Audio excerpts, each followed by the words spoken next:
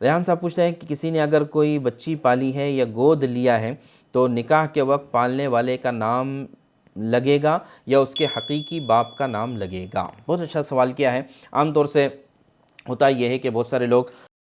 کسی وجہ سے، کسی مجبوری کی وجہ سے، یا بعض مرتبہ سعادت مندی کے طور پر، احسان کے طور پر کسی یتیم کی کفالت لے لیتے ہیں اور پھر جو ہے سارا خرچ وغیرہ لگاتے ہیں۔ تو اس سلسلے میں دیکھیں حدیث پاک میں ایک بات ملتی ہے، قرآن کریم میں بھی یہ بات ملتی ہے کہ بھئی جو باپ ہے، باپ کی جگہ پر کسی اور کا نام نہیں لگے گا۔ اب باپ کی جگہ پر کسی اور کا نام نہیں لگے گا، سخت وعید اس پر آئی ہے، تو اس سے مراد کیا ہے اس کو سمجھنے کی ضرورت ہے۔ اس کی وجہ سے بہت سارے لوگ یہ کہتے ہیں کہ بھئی آپ باپ کی جگہ پر، باپ کی جگہ سے مراد ہے جو ہمارے یہاں پر مڈل نیم کہلاتا ہے۔ ایک تو ہوتا ہے فرسٹ نیم جو آدمی کا خود کا نام ہوتا ہے، چاہے وہ سنگل نیم ہو یا ڈبل نیم ہو، اور ایک ہوتا ہے مڈل نیم، عام طور سے وہ باپ کا نام ہوتا ہے۔ تو اس سلسلے میں سمجھ لینا چاہیے کہ باپ کی، یعنی باپ کے نام کو، جو فزیکل یا بائیولوجیکل باپ ہے، اس کے نام کو ہٹا کر as a father, as a باپ کسی کا نام لگانا یہ ناجائز اور حرام ہے۔ لیکن اگر جو ہے مڈل نیم کسی اور کا لگ سکتا ہے الگ الگ موقع پر، مثال کے طور پر عام طور سے ہمارے یہاں سب کانٹیننٹ میں جو رواج ہے وہ یہ کہ جب جو ہے کسی لڑکی کی شادی ہو جاتی ہے تو شادی ہونے کے بعد اس کا مڈل نیم کی جگہ پر اس کے شوہر کا نام آتا ہے اور لاسٹ نیم کی جگہ پر شوہر کا سر نیم آتا ہے، یعنی اپنے میکے کا سر نیم وہ چینج کر دیتی ہے اور اپنے سسرال کا اور شوہر کا سر نیم لگاتی ہے۔ تو سوال یہ ہے کہ یہاں پر یہ جو مڈل نیم لگا ہے شوہر کا، کس وجہ سے لگا ہے؟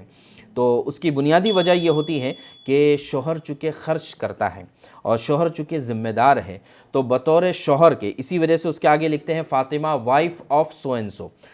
کہیں پر بھی یہ نہیں لکھا جاتا ہے اسپیسیفکلی، جہاں کہیں پوچھا جاتا ہے کہ آپ کے باپ کا نام کیا ہے، تو وہ فاطمہ کہیں اپنے شوہر کا نام نہیں بتاتی ہے، بلکہ اس کے باپ کا نام زید ہے اور شوہر کا نام عبداللہ ہے۔ تو وہ جہاں پر اسپیسیفکلی باپ کا نام پوچھا جاتا ہے وہاں باپ کا نام بتاتی ہے، اور جہاں اسپاؤس کا نام پوچھا جاتا ہے وہاں اسپاؤس کا نام بتاتی ہے۔ جیسے پاسپورٹ کے موقع پر، آدھار کارڈ وغیرہ ان سب چیزوں کے موقع پر اسپیسیفکلی باپ کا نام الگ سے پوچھا جاتا ہے اور اسپاؤس کا نام الگ سے پوچھا جاتا ہے۔ تو دیکھیے کہ یہ جو مڈل نیم لگا ہے یہ بطور شوہر کے لگا ہے، بطور باپ کے نہیں لگا ہے۔ حدیث پاک میں جو ممانعت ہے وہ بطور باپ کے لگانے کی ممانعت ہے۔ اس سلسلے میں بھی ہمارا ویڈیو موجود ہے اور اس کو جا کر آپ دیکھیں تو اس میں دلائل کے ساتھ آپ کو یہ بات ملے گی کہ کیا نکاح کے بعد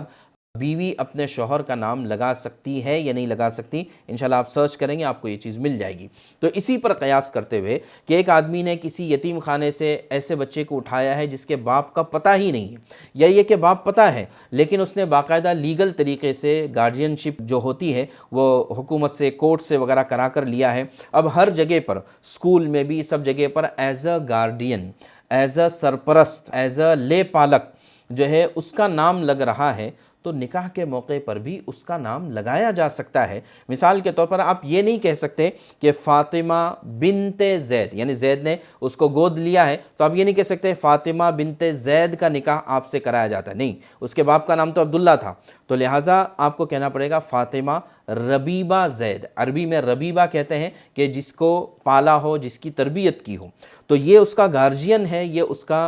اس کا لے پالک ہے، یا اس کا جو ہے خرچ کرنے والا، اس کی تربیت کرنے والا سب کچھ ہے۔ تو آپ بنتے نہیں کہہ سکتے ہیں، یعنی daughter of so and so نہیں کہہ سکتے ہیں، پالنے والے کا نام نہیں لگا سکتے، لیکن آپ یہ کہہ سکتے ہیں کہ فاطمہ ربیبہ زید۔ اس طریقے سے آپ نکاح